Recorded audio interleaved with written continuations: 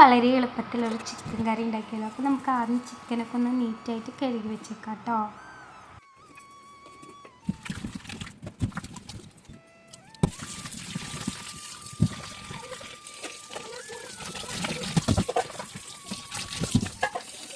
Hello guys, അപ്പം നമ്മൾക്ക് എങ്ങനെയാണ് നല്ല ടേസ്റ്റി ആയിട്ടുള്ള ചിക്കൻ കറി ഉണ്ടാക്കാമെന്ന് നോക്കാം.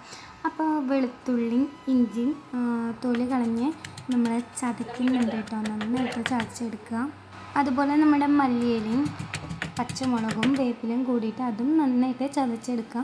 ഞാനൊക്കെ കൂടി ഇടാൻ ബുദ്ധിമുട്ടുള്ളതുകൊണ്ടാണ് കേട്ടോ ഓരോന്നായിട്ട് ചതച്ചെടുക്കുന്നത്. ചതച്ച് വെച്ചതൊക്കെ മാറ്റി വെച്ചതിന് ശേഷം നമ്മൾ ഒനിയൻ അത് നന്നായിട്ട് കട്ട് ചെയ്ത് വെക്കണം. കൂടാതെ നമ്മുടെ ടൊമാറ്റോ അത് ഇതുപോലെ ഒന്ന് ചതച്ചെടുക്കുക. നമ്മളിവിടെ 3 ഒനിയനാണ് കേട്ടോ എടുത്തിട്ടുള്ളത്.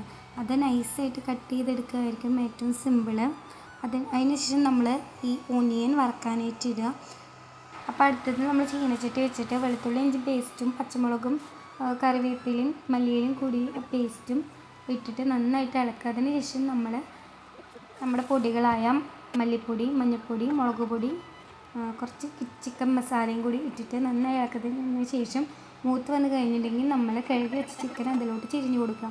അത് നന്നായി ഇളക്കിയ ശേഷം നമ്മൾ വറുത്ത് വെച്ച് നമ്മുടെ ഒനിയൻ കൂടി ചിരിഞ്ഞ് അത് നല്ലപോലെ വേവിച്ചെടുക്കുക.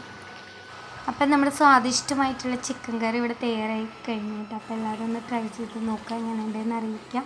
അപ്പം നമ്മുടെ വീഡിയോ ആദ്യമായിട്ട് കാണുന്നവരാണെങ്കിൽ സബ്സ്ക്രൈബ് ചെയ്യുക, നമ്മളെ സപ്പോർട്ട് ചെയ്യുക. അപ്പോൾ താങ്ക് യു ഓൾ.